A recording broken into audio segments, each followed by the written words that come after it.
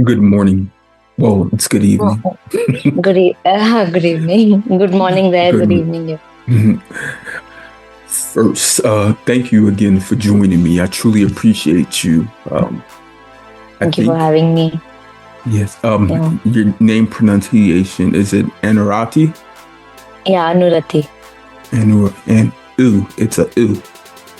Oh, Okay. Anurati. Gotcha. Is that what you yeah, prefer to be called or go by? Or do you yeah. have like a nickname? No, I don't have a nickname. I like my complete name, but you can call me Anu if it's difficult for you to pronounce. That's fine. You said I can call you Yeah. Anurati. Gotcha. It's not that difficult. It's not. Thank you.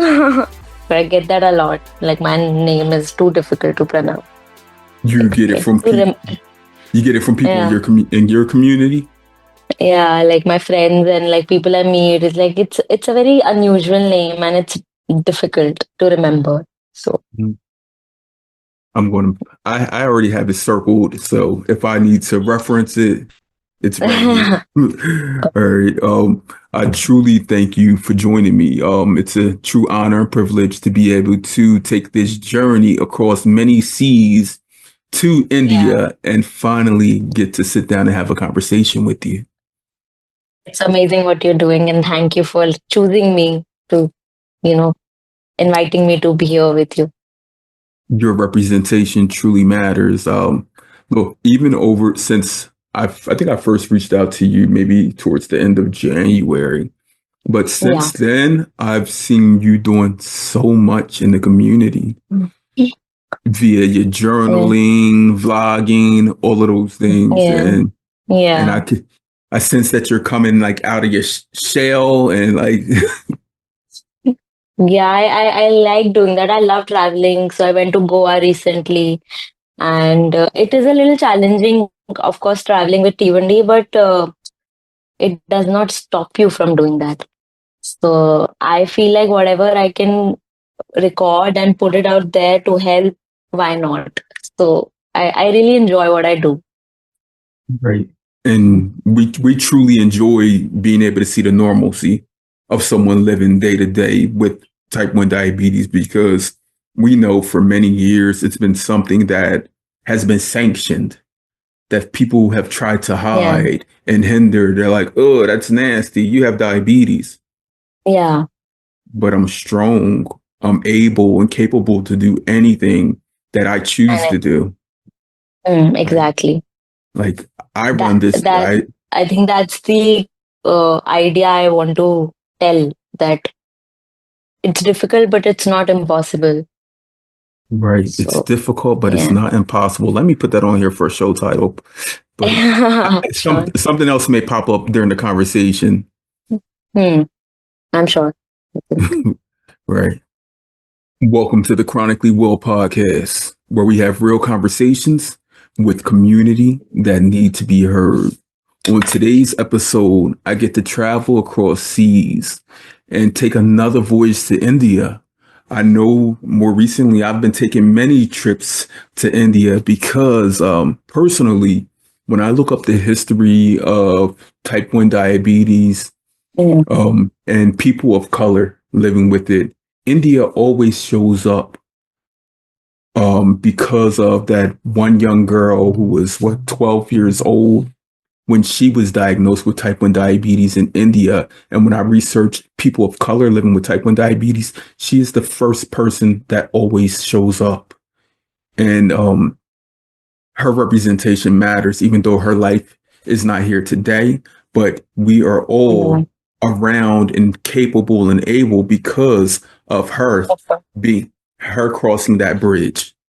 She Yeah. crossed the bridge to let us all, like, let people know that people of color can get type 1 diabetes. It's all possible. But on today's episode, I have the honor and privilege of speaking to Anurati. Anurati, Okay. we have never sat down and had a formal conversation, but I'm going to let you know today we're about to have a unapologetic conversation because this is truly a gift that I give to you to be able to share with everyone your truths because they truly matter. Again, thank you for joining me on the Chronically Well podcast, where we have real conversations with community that need to be heard.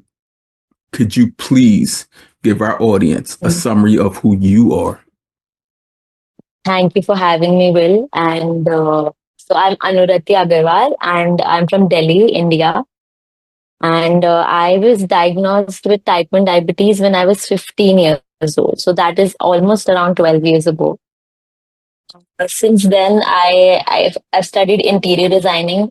Then during COVID, I'd switched to child psychology. So I completed my child psychology a year back from Goa.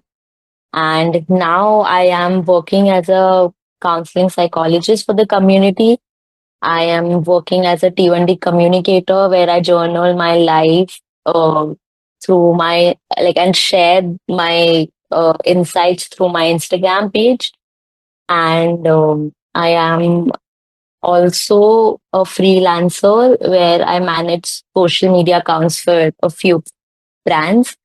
And yeah, this is what I do. And I love dancing and I love music. And I think art is like there in me, like any form of art, like whether it be painting or sketching or music or dance. I think I am that person that appreciates all of it together. So, yes, that's about me. Thank you for giving us that introduction. Before we started recording, I had told you, I said, maybe I should title it, it's different, but it's possible. But you just gave me a whole lot more. You just told me Mhm. you were in interior design, but now Yeah, you're a clinical psychologist. Um, you are into art, all forms of art, including dance, and you yeah. love like this community. You love showing your traveling and all that. So I was like, what doesn't she do? Like you love, I do everything. I try. like Anurati loves life. I love life. That's why my Instagram name is Live in Life with Insulin. So I'm trying to live my life to the fullest. And I just changed that title to Loves Life because you do love life. And I also was thinking like octopus. Because I was like, what isn't she doing? Like you're showing that even with type 1 diabetes over the last, what, 12 years, um, Yeah, it may have paused some things, but it hasn't stopped you. And definitely. when I share that with people, they're like, what do you mean? Like, it hasn't stopped you? And I'm like, we have to manually do things to keep ourselves alive every single day. Day So we understand the value of our life of life, exactly. more Making so than, conscious choices every day. yes, we know Mm. that we have to correct things right away. We can't let them Yeah, linger on. yeah. And I mean, that's a value that we have. I think that's because of T1D, no? We can't put our health on the back seat. It has to be there on the passenger seat with us all the time. Right. We got to take this ride Yeah. with T1D. Yeah. Buckle up. It's a journey. The road gets bumpy, going up those hills Hmm. and valleys, and then those steady drops. Like, but it's worth the trip. Literally. It's worth the trip. Yeah, it's like a It is. holiday. It's a holiday that we didn't ask for, but we enjoy it sometimes. Yeah, sometimes. Right, right, right. Mhm, yeah. You were diagnosed again at 15 years young, Yeah. not 15 years Yes. old. Mhm. Wow. That's like a coming of age story. You're 15, maturing young lady, adulthood, all of those hormones. You're in Yeah. school with peers, and there's so many pressures there already. You got the little boys that like you, and now you got this new diagnosis. Cooties, like, no. How, Yeah. how So was that being diagnosed at 15? it was very difficult. So I had no idea about type 1 diabetes till then. And I just felt that my life has changed completely in just one day. So, like, one day I had to go to the doctor, I got my tests done, and then the next day I get to know that I have type 1 diabetes. So, my maternal grandmother had type 2 diabetes. So, I linked it with that, that I am sick. Like, now I won't be able to sweets and I won't be able to be normal. I would use those terms for myself. And uh, being a 15-year-old in 10th standard, I had my exams coming up. I had to miss school for a month, and my parents had to inform all my teachers that something like this has happened, and I didn't know about it at all. So, how can I go and tell my friends that this is something that has happened to me? The next day, I was supposed to be hospitalized, and then permanently shifted on insulin, like that I have to take insulin from now on, like through injections and all of that. So that was all so new and so scary for me.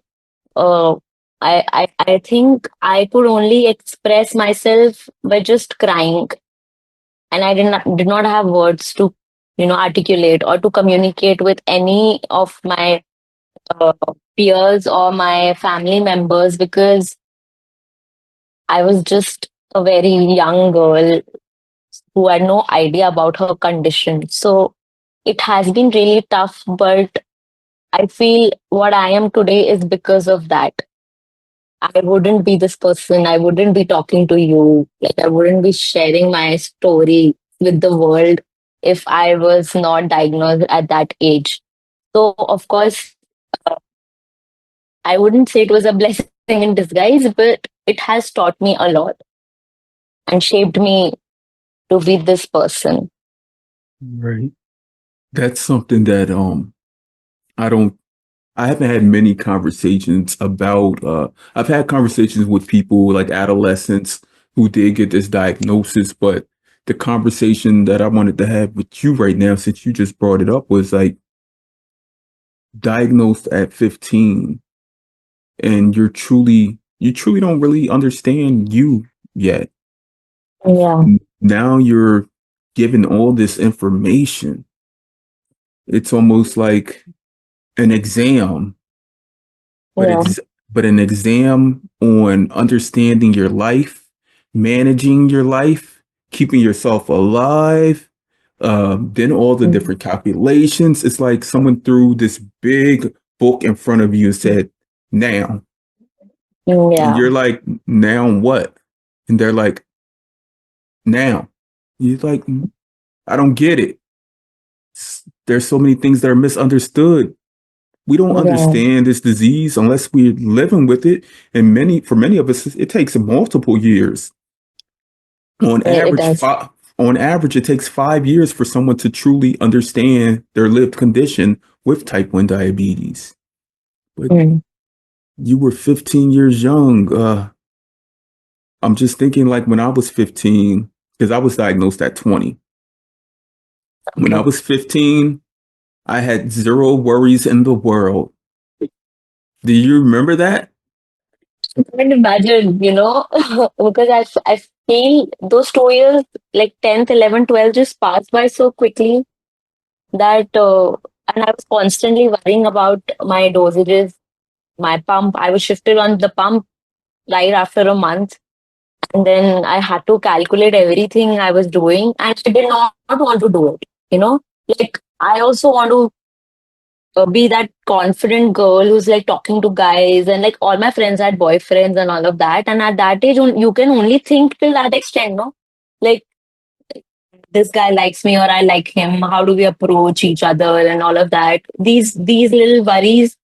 I think I missed all of that because I was constantly worrying about saving myself, saving my life. I was like, what has happened? Like, what do I do with it? Like, I know I have to take this liquid called insulin, but what if things go wrong and people coming and telling me that, if you get diabetes, then this happens, you have kidney problems and all of that.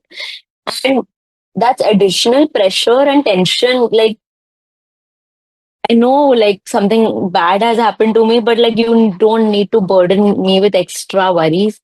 But I think the early years, I'd say 6 to 7 years, had just like gone by understanding what is T1D. Like I think till today I'm learning every day, like how things react with my body. But by then I didn't know. Like my friends are chilling, having their time, and I have completely different set of problems to deal with. So, but I don't remember. Like I think I was for a time period I was in denial that this cannot happen to me. So I did not really take control over my health like in my hands. So I think I could have done better, but I think everything comes with time, and now I know. But back then I don't remember the childhood, like the high school life, and yeah, like I don't have a clear picture of it because this happened and everything was different from then. Truly.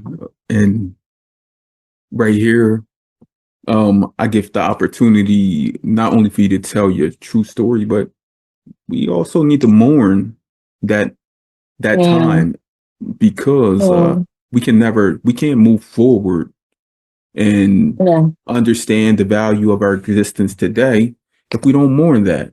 I think about like if we were told early on not only about the complications, but if we're shared the stories and the history of it, like the little kids that perished, that died before because they weren't able to get insulin. If yeah, like we will better understand our yeah. lives living with this condition because it took many years before I went and researched diabetes. Like I was not, it was too much going on. Like you said, it was way too much. And it was like, again, you being 15, being in high school, all those different relationships, while girls were finding boyfriends and all that, Yeah, you were trying to find you yeah. because you, from that day you were diagnosed, those first few years, you were fighting off. I wrote it down here. Diabetes was your bad twin. Yeah, it was like the It's very bad twin. ironic because I have a real twin brother. You do? Yeah, so he isn't that bad. Right. He's not Yeah, bad, but he's not bad. diabetes Yeah, was a bad yeah, twin. Ah, yeah, you have a twin brother, huh? And yeah, I did not yeah. know that at all. So Nobody knows it because he's not there on my Instagram. He's shy that way. look, Yeah. twin my fault. You are not the bad twin. Diabetes was the bad twin. Diabetes is Yes, like the yeah. twin, like y'all have this bond, and then diabetes came around and was like, nope, I'm taking her away and I'm going to show her all the craziness in life. Absolutely. I'm gonna take her away and I'm like staying for the rest of her life with her, like stuck on it. Right. And you can't get rid of Mm, her. Hopefully yeah. someday, one day, with the science and research that is going on, hopefully someday we'll be able to say diabetes was a thing of the past. But Mm, today, as we live with it, we just walk into our purpose. yeah. Do you think you being diagnosed and after learning your own diabetes, that is something that has helped you become the person that you are today? Definitely. I think getting diagnosed with any chronic condition and not just diabetes, uh, first of all, it teaches you a lot. And I think you become mature way before time. Like you get mature way before your friends. So I felt that, and first you become empathetic, right? Like now because you live such a difficult life and you have a sense of responsibility, like too many responsibilities, and you see, I think, don't don't like using this term death, but like you see through everything very closely. Like when you're going low and you're going high, there are certain symptoms that really makes you believe that this is it. Like I think like when you go extremely low, then you really feel that you need to save your life. Like just give me everything and anything. And so you experience that so closely that uh, I think that empathy comes with the whole journey and experiences, and you are more mature, and I feel more responsible, and you make conscious choices every day. So you can't be like your friends that drinking every day or going on weekends and just be this carefree person. We can't do that. I can't afford to do that because even if I'm drinking, having a good time with my friends, back of the mind, I know like in 30 minutes or 40 minutes I need to check my sugars. So that constant thinking and working is happening all the time. So I feel you become more responsible and you make healthier choices than most of the people around you, whether it's your family, your cousins, your friends, everyone. So I think if diabetes didn't happen to me, I wouldn't be this person, like conscious, empathetic, or like grateful. So I think good things I've taken from diabetes are these things, definitely. Definitely. Diabetes has forced an education in Mm. maturity. Like Yeah. I've had conversations with young people as young as 10. Um, and when I speak to them, these people living with type 1 diabetes at age 10, 14, 15, 7, like they're way more mature than a typical child that age. Exactly. Yeah. And their brilliance because diabetes, I'm not going to say it forced you to be mature or forced you to learn, but it was like it helped your brain and the capacity. It helped open up things that you didn't know were there. Yes, exactly. Like Right. that happens. I think organically it happens. Like it has to happen. Otherwise, how will you take care of yourself? Like you have to take care of yourself now. There's no option. Like for people, it take maybe 2 years, 3 years, 4 years, but eventually they get there, right? It took me a couple of years too, but then I realized that I really need to take it in control. Right. And I have to acknowledge here today, Anurati, that you are a superhero. So are Here, you.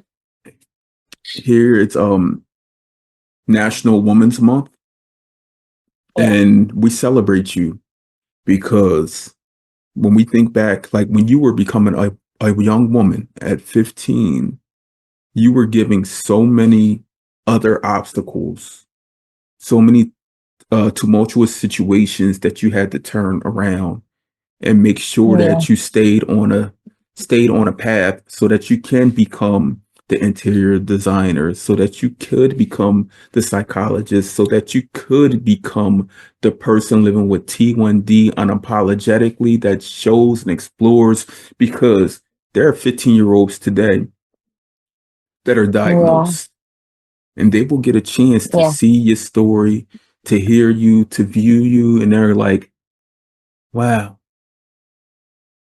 that's a world of hope and opportunity. Just like I said, if we would have known when we were diagnosed about the young people that had to Yeah. live with it before even the advent of insulin, Yeah. now someone today can easily see you and say, Mm. I don't see anything stopping her. I don't see anything blocking her. And when you tell them your story, like, yes, early on, there were some struggles, but as soon as Mm. I buckled down, like there was no block. There was nothing blocking my destiny. Yeah. Absolutely. because you are a superhero. Again, Mhm. Thank you. So are you? we are. We are. We are. Even though sometimes we don't want to put on that cape, we don't. We don't. Sometimes we just be like, not today, cape, not today, right? But I We're think we like, don't give ourselves that much credit also, like how right, much hard work it takes to live with this condition. And we don't give enough credit to ourselves. right. We don't give enough credit to ourselves at all Yeah. because Mm. no one else could do this. And we wouldn't Yeah. wish this, we wouldn't wish this upon anyone else. Yeah, Like absolutely. Yeah. I always tell people, I have no enemies. I don't have any enemies. I don't know if Mm. you have any enemies, Yeah. but I don't have any No, I enemies. don't. Nah, Eh, I really don't. That's what T1D teaches you, right? Like life is too short to hold a grudge also.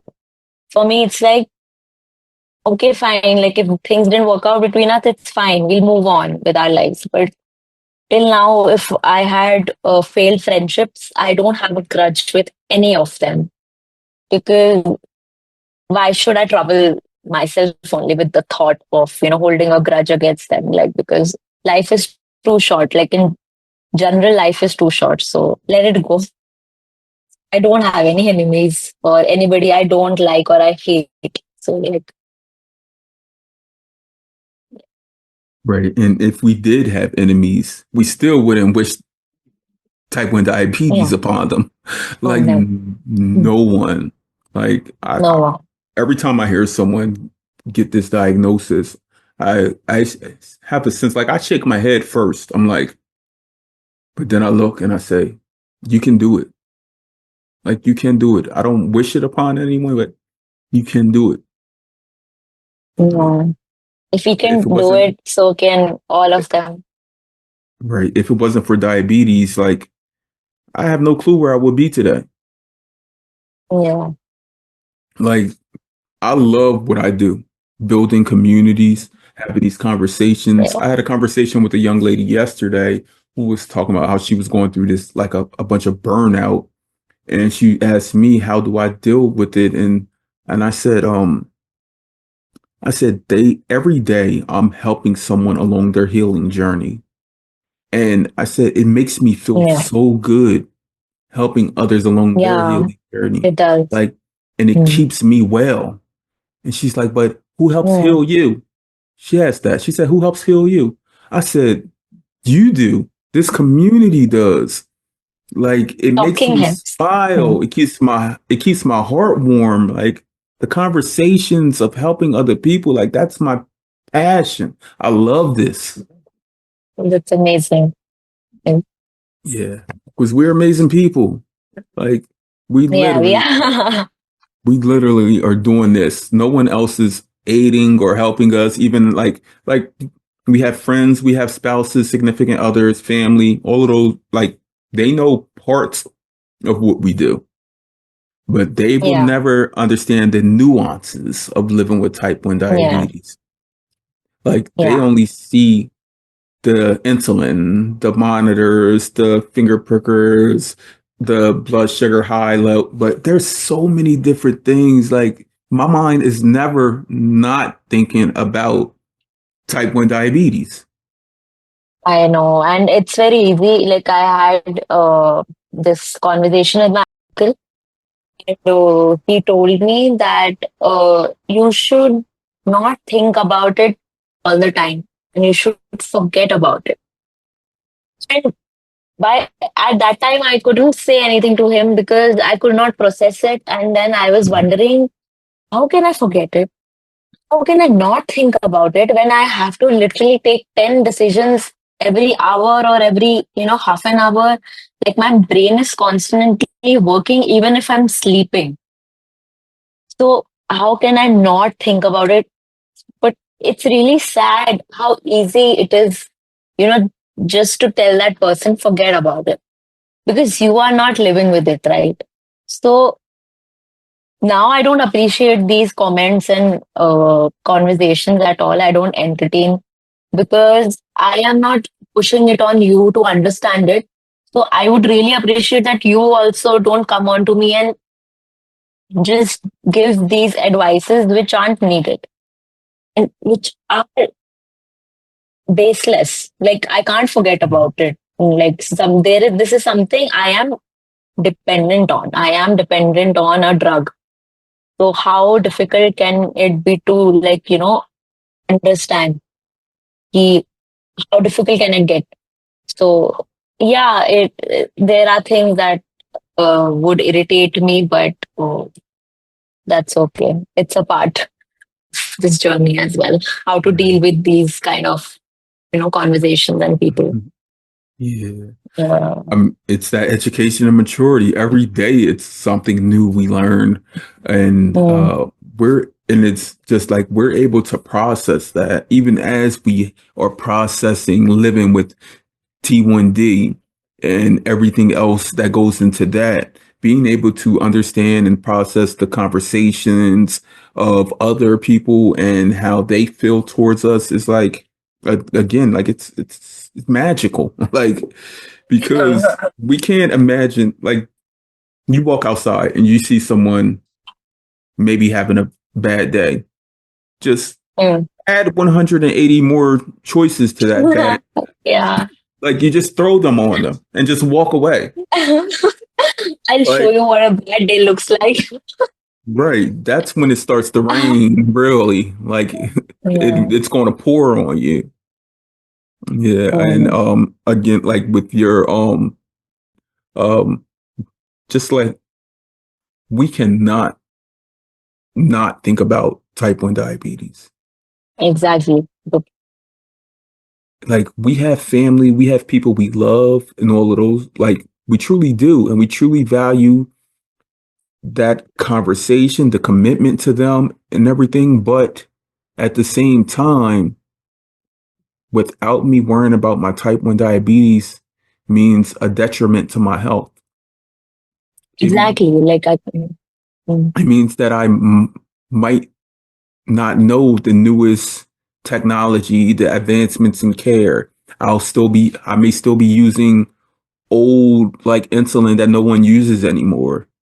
yeah. Uh, my A1C may be like something dated back 30, 40 years Mm, regulations. That's why we stay in this community. We follow this community. We are this community. yeah. And of course, because of the mental health aspect as well, right? It helps you deal with the emotional turmoil. Like without the community. So I was introduced to the community when I was 21 or 22 years old. Like after what, 6, 7 years of my diagnosis. And then I realized that there are people like me. I am not alone. So of course that pushes you, that gives you a push, that helps you vocalize, talk to other people, they, know about their experiences. And there is a lot of help. The community is amazing. They will help you even in the night at 2 a.m., 3 a.m., 4 a.m., whatever. But the community will be there with you. I think the diabetes community is super strong. And it's been a really nice journey with them. So I would like to thank the community as well. So yeah. Yes. Thank the community. Yeah. You said you went 7+ years without even knowing the community existed. Yeah. And now you probably like this community. I have some of the best friends, the best people. Like I call everyone my brothers and sisters because like we didn't even know we were missing this. Like Yeah. we didn't know we were missing it, but it's something like I would never give away for anything. I swear. Like when you're able to have like meetups and conversations with like a bunch of us, and you're like, wow, like unconsciously, you're like, these people are me. Like they Yeah. truly understand who I am, what I do, and I truly understand them and what they do. Like when you're in that group setting, you're like, oh, I'm never hiding anything at all. Like I Yeah. pull out a syringe, pull out an insulin vial, change my pump, everything right there, and it's like just you're on your own island. And Yeah. I think I got my best friend from the community. So she is also a T1D. So, and I got introduced to her because I was writing this article dating a diabetic. And I reached out to her through the community because she was in a long term relationship. Now she's married to the same person. And I reached out to her for that. And since then, we've been best friends. So I wouldn't change it for anything. right, Just like you said. Yeah. if you were to see your life from before age 15 to 15 on, and you were able to see like what you would like the trajectory of your future, you would say, I'll take this diabetes. Yeah. Give me this diabetes because, and I've never even thought of this, like when you're looking out a window and you see like a world of opportunity and you know what's there and in reach. Like, wow, I'm going to have this best friend. I'm going to build these relationships, build this other family that truly, I truly love and truly enjoy. And that's what diabetes has given us. Absolutely. I think I can't imagine my life without this now because the prime years have gone by just figuring out life with this. I can't imagine what my life would be like if I didn't have this. So, like, I can't imagine only. Like, I don't know, like, how would it be? And if I was here, I wouldn't be here also today. I wouldn't be doing this community work I love doing. So, I think everything comes with its own shares of good things and bad things. And this is the best thing that, like, diabetes has given us the platform and the community. Right. So imagine you're sitting there and I'm in India and we're talking about it. We wouldn't have this conversation if it wasn't for diabetes. True indeed. Mm, Diabetes mm, has expanded my mm. community, my family. Like, I would rather hang out with other T1Ds than like I'm serious. Than going to like my favorite sporting event or concert. I'd rather have like just hang out with all of us and just Yeah, enjoy life. yeah. And the That is like a good, different kind of, yeah, no? I don't know what is it. Rush meeting other T1Ts and like just ranting out, talking about everything in general. That is very therapeutic as well. right. And only Mm, we understand that. yeah, Like no one else understands it, but it's okay. They got their it's okay. communities. They do what they do, Mm, but we do what we do. but they don't do what we do. like like the fun we have, like it's crazy. Like and every T1D I met, like I meet, like we're all like super smart, super intelligent. But not only that, we're super like we're into like we're truly empathetic towards everything. Empathetic. Yeah, exactly. Like we will risk it all to help the next person, even though Mm, we're risking our own well-being. Like we do it. yeah, How we we do do it. it? We do it. How we do it? I don't know. Is there something in like in a DNA, the makeup of the insulin that makes that gives us this Yeah, I think that power? is Like, now in built after the diagnosis, you get this empathetic cell in your body, right. and then you can't neglect, people suffering, not like, but going through stuff. Like, I think you can't just not see that. You are very much considerate about all the things because you know every day that what emotional, this thing, turmoil is and depression, anxiety, all of that comes with it. It's unavoidable. I think by the time you grow up and like with your diabetes, I think you're better with all of this. And better with people around you. Maybe like I've gotten closer with my friends who are not T1Ds, but I think that has helped me to be uh, to come closer to them.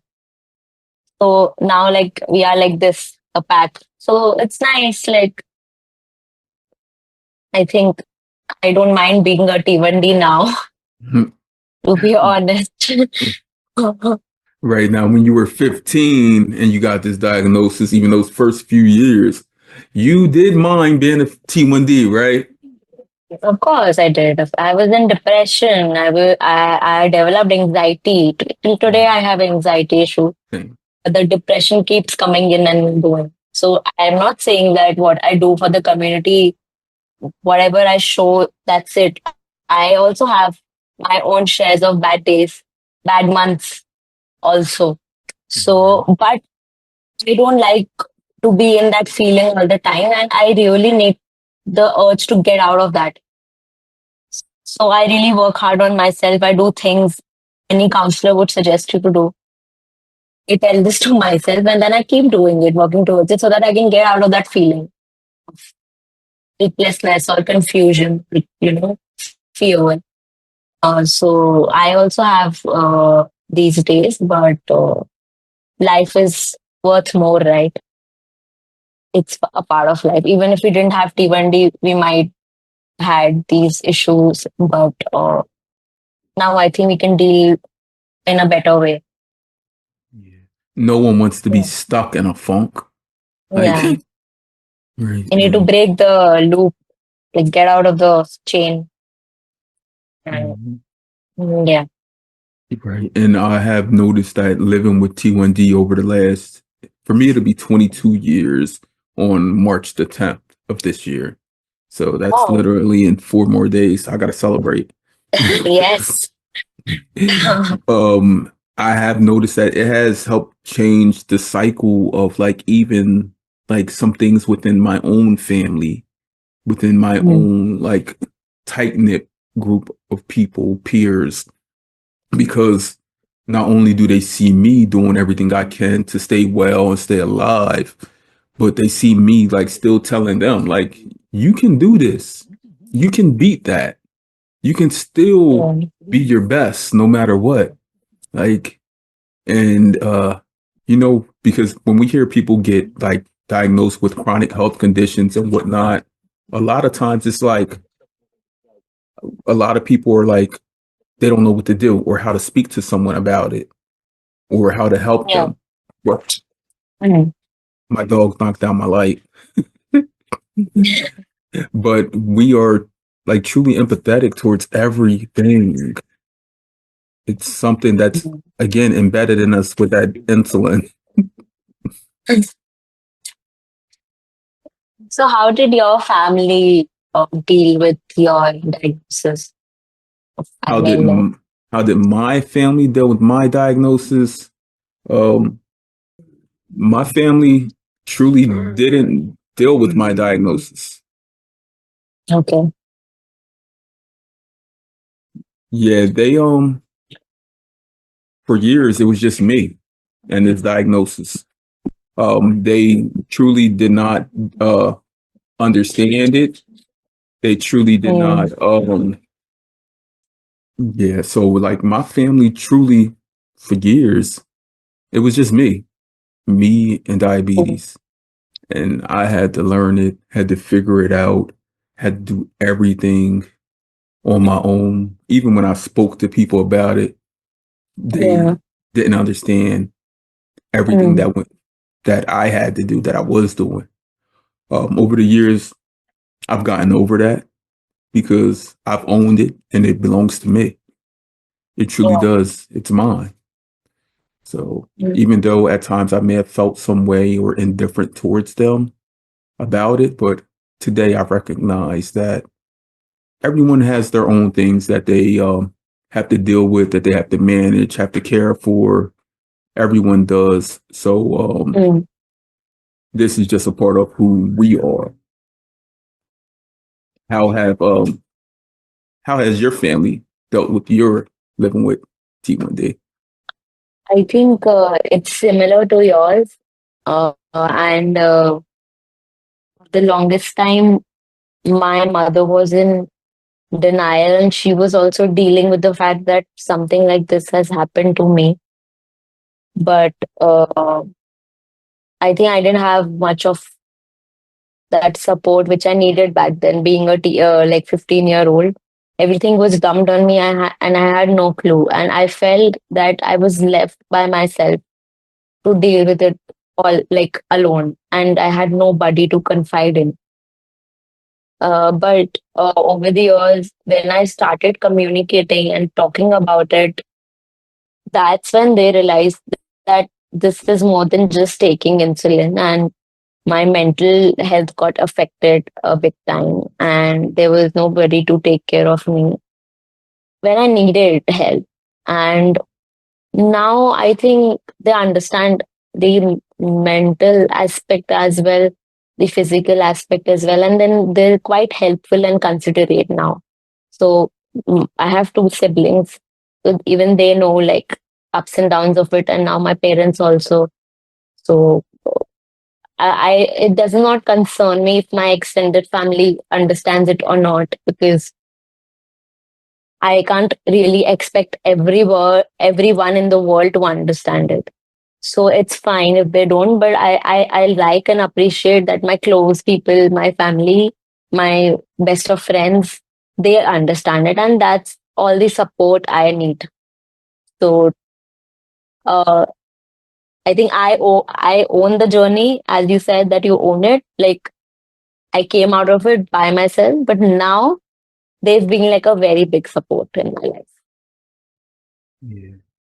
Is at that young Mhm. age of 15, you're still a developing child. You're still developing, still becoming who Yeah, you are. And diabetes came along, and you didn't, you may have not asked for the support, but it was just something that was needed. Like, needed. really. And then that support could have just been in simple things such as a hug, Mm. Yeah, like someone to hold you and be like, baby, I got you. We're going to go through this yeah, journey together. Um, mm. yeah, when I reflect on my earlier years living with T1D, I do often think of that, like relationships I was in, just having conversations with my parents about it and them truly not knowing anything about it. And that's something I do shoot for. I ask people, and I've asked to help navigate this with doctors, endocrinologists, diabetes educators, nurse practitioners on when someone's given this new chronic health condition, they should Yeah. also be given the psychological, emotional Support. therapies and support that are needed. Because if you're Yeah, giving someone, telling someone they have to go see this physical doctor every 3 months, 6 months, or whatever, then they should equally have to see someone that helps with the mental health mental aspect health. of it. Yeah, Because, I mean, we know being people of color, the mental health aspect, up until, I'm going to say, even up until recent years, it was just something that, oh, you'll be okay. You're all right. Like, it's not like your leg's not broken. It's not falling off type of, like, it was like that Band-Aid approach. But we know yeah, today, you know, working as a counselor, psychologist, I know I've worked as a art trauma therapist over the last decade, that if a person isn't ready to do things or readily able to understand things emotionally, then they can't mm. physically. Like Yeah, you, exactly. mentally, you can't grasp on to things. Like So like your a lot of physical health these and your mental health goes hand in hand. hand in hand, 50-50. Yeah, yeah, yeah. I agree. I agree. Like so, on my last podcast, I said that I think when the child is diagnosed at such an early age, the counseling or therapy should be incorporated in the process of the treatment, right? So that it does not feel odd to the child also. He or she will feel that this is a part of the treatment. So I think that is really very important. And after COVID, health, people really talk about it in open, and they're more like comfortable talking about it. So I feel with any diagnosis, this should be there. It should be. This is a chronic health condition, meaning it's lingering and forever. Yeah. If something is with us forever, then we should have something there to help guide and support us forever. Yeah. Yeah. And even like when we talk about like health insurance and coverage, they still don't recognize the mental health. Mental health. Yeah. Until someone is down and out and cannot care for themselves at all, they're like, "Oh, you'll get through it. You'll figure it out." No, living with T1D, we got so many other things that are stuck in our backpack that we don't want to pull out seriously. Like, I remember this incident. As I was in Goa for 2 years for my masters, and I had come back to Delhi for a couple of days to visit my family. And at that time, I was not doing well, like emotionally and mentally, and I was seeking counseling in my college, and I was being put on meds for depression, and like I had developed insomnia, and of course all sorts of things. So I went to visit one of, and I still remember this, that she told me that all this is in your head, and depression is in your head. Na, it's not anything. Like it does not exist. Like it's not there. It's just in your head. And I have people and who are dealing with depression, and all of them, even she is very considerate about that fact. But because I am a young girl, and uh, I I like openly speak about my depression, she thought that because of my age, I can't have depression, and it's just in my head. So that's something that is still with me. And maybe if she watches, she would know that you shouldn't be saying this to anyone, even if it's a 15-year-old girl or a girl 25 years old. You just can't go and tell anybody that, it's in your head, because you really don't know what's happening with me and in my life. So if you don't want to support that, it's fine, but you shouldn't be making these comments.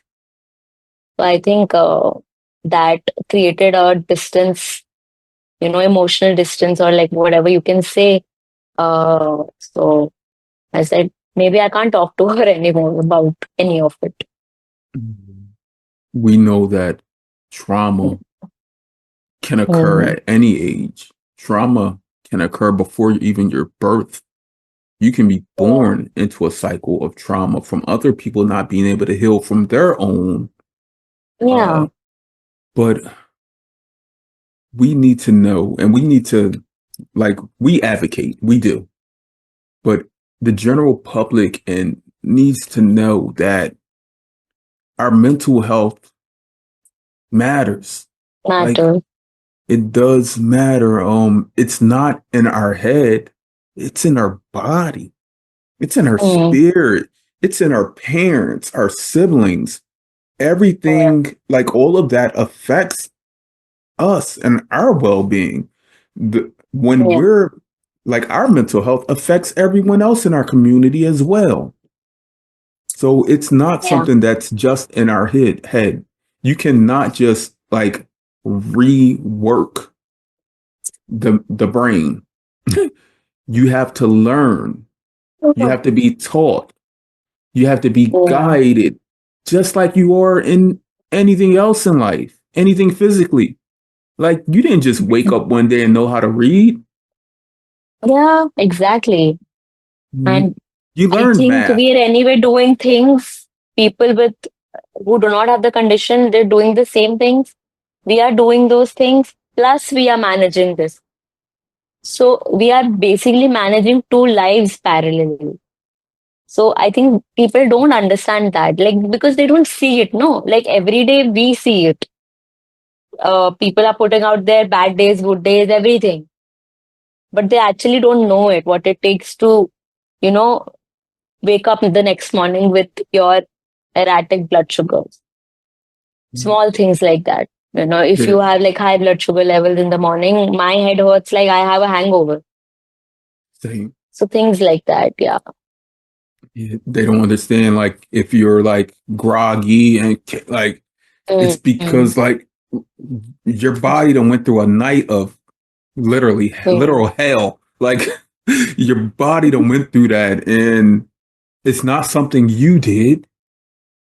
So that's another thing we need like mentally, like it takes a while for someone to truly understand like this diabetes thing is not something I did. It's not Mm, be I didn't do anything for my blood sugar to go this high or this low. yeah. Because this is what I tell someone who's not living with type 1 diabetes. I'm like, well, if you eat something that's heavy in carbs, your blood sugar is going to rise.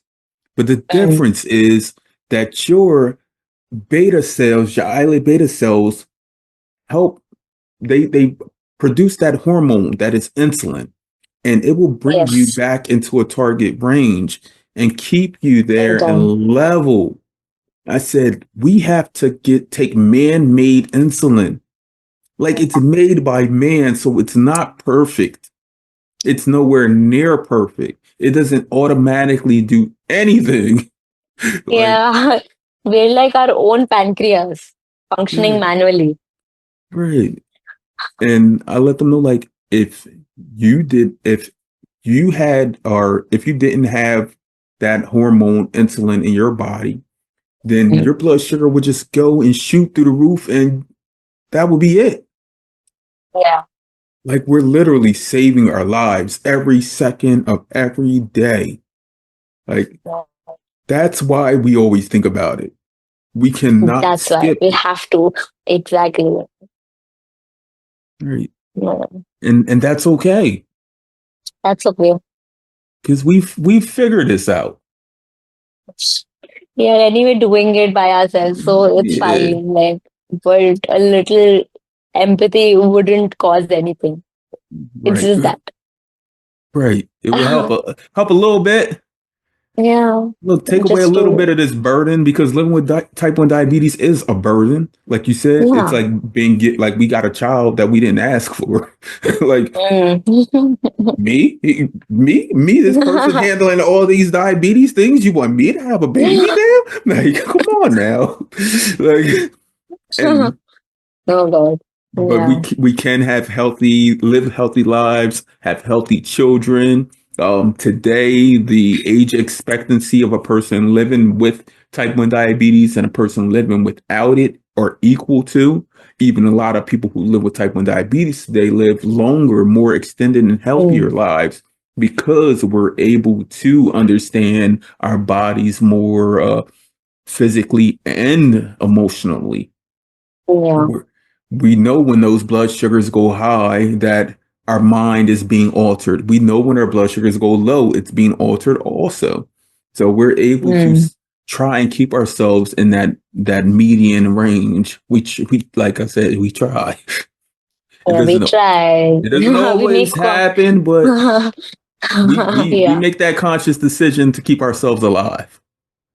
Yeah, we do that. And I think on everyday basis. Some days I like to like have a cheat meal or something. I don't stop myself. So that's also like a myth that you can't eat that, because you have diabetes. I think you can eat everything once you know your insulin ratio, right? Like how much insulin to be taken for what kind of food.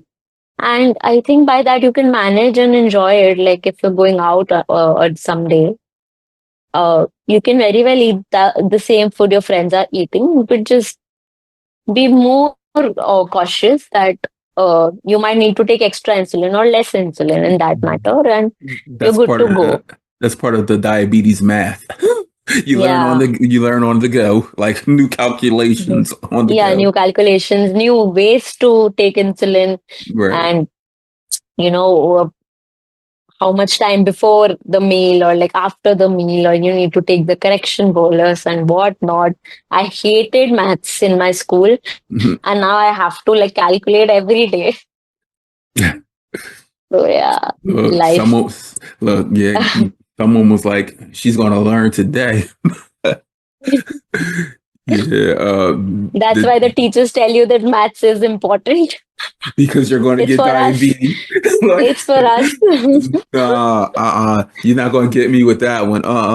Look, and Mm, yes, and like for like you use an insulin pump, I use an insulin pump. Like having to put mm, those numbers in and dot like figure out things like wow, like I did mm. that.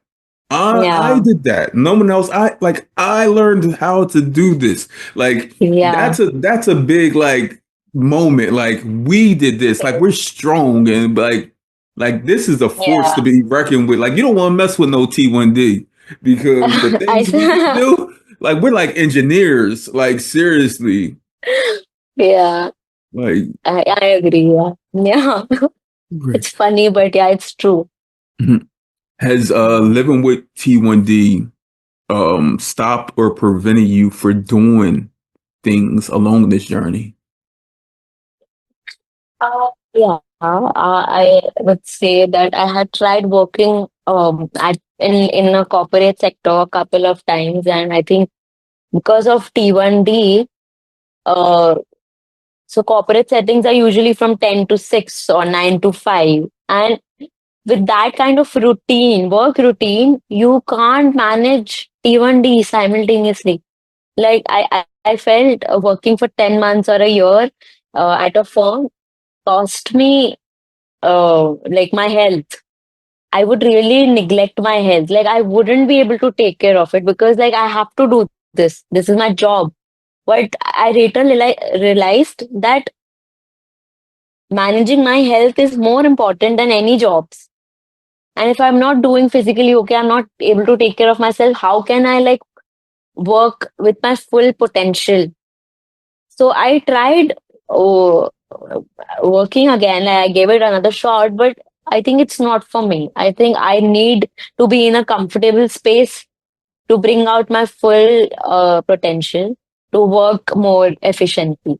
And now I work from home, and I can manage my levels. I can work according to my timeline, and things are better this way. So this has been a little challenging working under somebody because you cannot take that external pressure. I feel like I can't do that because we're already so stressed out with our lives. Like if you can eliminate this stress, then why not? So I just found another way where I can work also, and it'll be okay with the health also. And maybe traveling and all, it becomes a little difficult if you're traveling in a group. So I think it becomes a little difficult to match with their schedule because they wouldn't match with our schedules. So, like we have to deal with it. Like we have to travel with high sugars or low sugars and like treat it, just keep it to ourselves that this is happening to me, and but still go ahead with the plan and all of that. So things have been difficult along the way, but now it's better because now I tell everybody what's going inside me because I don't want to jeopardize my health for anything now. So I make sure that I let them know even if I'm feeling a little uncomfortable or I need some rest. So I let them know. But apart from that, I don't think so. It has stopped me from doing anything. Of course, the process has been slower because it took me more time to uh, be okay with the fact that I have T1D now and then take my life in my control. But apart from that, I think I can do anything I want if I choose to do that. So I live 2 years away from my family all by myself. 15-year-old Anurati wouldn't have thought that, with this I can live, on my own. But I challenged and I did it. And I'm so proud of it that I was able to do it. Of course, I would call my mom. I had called my mom a couple of times in between. But most of the times I did it. I managed to survive without my parents and any external help. So that is a baby step, but it's a big step at the same time. So, yeah. Anurati, you have mentioned this many times, and I think it's telling me like the title for this episode because you keep going back to 15 again, to be Yeah. 15 again. You just mentioned that Mm, 15-year-old you wouldn't have known that you would be mm, able to do all these things mm, alone, by yourself. Uh, you were able to change your path, change the trajectory, and become who you truly wanted. You don't have to rely on the corporate world. Like 15-year-old you is smiling. Like for real, she's proud of you. Look yourself in the mirror some days, pat yourself on the back and say, sis, you did it. you did it. Yeah. Like, sis, you did that. Like, look at Mm, you. Like, for real. Like, mm, I have to give you your flowers. You are deserving because, I mean, 15 years old, you became an adult while yeah. you were still a child learning life. Mm, But you were forced into this adulthood. And today, when you go back and look on those 12 years, look, 12 years is a lot. That's a lot of yeah. time. Like, A lot of and as you reflect, I want you to be able to reflect on every single step you've taken. Like, you're aware of not only you having type 1 diabetes, but you're aware of your health. You've learned from your growth. You've joined communities. You've mm, led communities. You've led conversations. You're truly like stepped into your own realm, your own world. Like no one forced you here. No yeah. one did. Like this is what you want to do. And you're able to tell 15-year-olds, 15-year-old little girls that are newly diagnosed, like, I'm her. Like tell them, go ahead and say it. Say, I'm her. No. You're her. Like I Yeah. said, as we celebrate, like here, like it's National Women's Month, like, sister, you doing it for real. It's getting emotional. It's okay Yeah. because Yeah. you did this. Like you Mm, kept you alive. And not only that, you reached everything you wanted to reach. You've yeah. gone through school, you've worked corporate jobs, everything. You've traveled, you've expanded your horizon. Like Yeah. 15-year-old you, I'm telling you, she's proud of you. She's smiling to be 15 again. Like, yes. And as we do wind down, I do have to ask you this question Okay. because I've been living with type 1 diabetes for 22 years. You've been living with it Mm, for 12. We yeah. do see the education, the research, the sciences behind functional cures, and hopefully someday it will be readily available to everyone Mm, because we wouldn't want this burden on anyone. But mm, diabetes has brought us or gifted us this new life, this second chance at life. It has gifted thanks. us family, people we hold true Mm, to heart, like, and we're able to have these unapologetic conversations. I do think of like the day that there is a true functional cure and everyone's able to have it. I do think like we'll be able to do even more. Like we still have our people that we like, Yeah. our community. That's not going to go anywhere. I just think about Yeah. how we'll be able to help other communities, other less fortunate, disenfranchised, marginalized communities, maybe find a cure for the next thing. Mm. Like I think we will be because we have those minds and we're true Yeah. empathetics at heart. Like it's embedded in us. Mm. It's in that Yeah. it comes with that insulin DNA. But on that day, Anurati, that a true cure is here and everyone is cured of T1D, and you find out your best friend calls you, girl, we don't have diabetes no more. We know it's going to be emotional. We know it's Oh going to be God. emotional. We know it's going to be emotional. But then she says, no one has it anymore. Yeah. And we're still able to live the life that we have. Our light will continue to shine. Like we'll still be able to love, but we'll be able to love harder and more.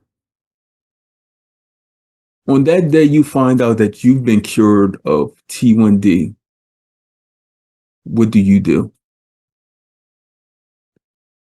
I think that would be like a third birth, you know. Second was when we were diagnosed with it. And then I think it would be, I don't know, what am I going to do? I think I'm just going to cry my eyes out and just be really vulnerable and emotional and grateful, thankful, everything that this world could find a cure for this. Like, finally, if that happens, like, because now I can't imagine my life without this, but something like this, I'm sure it's going to happen. Like, over the years, they're going to find a cure for it. And I think it's going to be like a really a new life. Like, I don't know. Like, I don't have words, but I would still not take it for granted. I would not take my life for granted, even after I'm cured, because I know the worth of it now. Like, I don't want to go back to that person who would be like, doing anything and everything without making any conscious decisions. But of course, I would be happy. I would be relieved. I wouldn't have to spend so much on my treatment every month. So financial relief would be there. That emotional relief would be there. And I think physically also, like, we'll be grateful that we might be able to do certain things at a certain pace now. So I think I would just cry and be grateful that I could afford that treatment and I could be cured. That's it. Thing. I don't have any expectations. I don't know what I'm going to do, but I think from now, if I see that this is inevitable, this is going to happen if something like that comes, and I think we'll all be so emotional. The community will come together like anything, and like it's gonna happen. Like, Evolution. we'll literally be crying a river. Like all of those Yeah. tears. Like, yeah.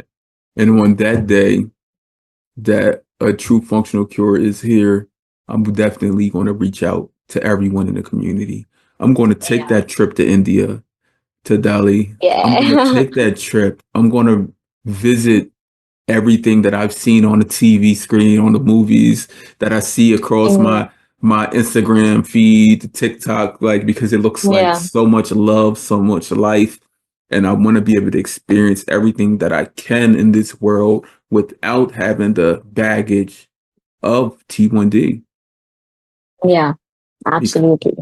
it is time consuming. It is. It is. Is on that note, my sister Anurati, I truly, truly appreciate you. And I thank you for joining me on the Chronically Well podcast, where we have real conversations with community that need to be heard because, sister, you are truly someone that needs to be heard. Thank you. Thank you for having me. I had a really good time talking to you.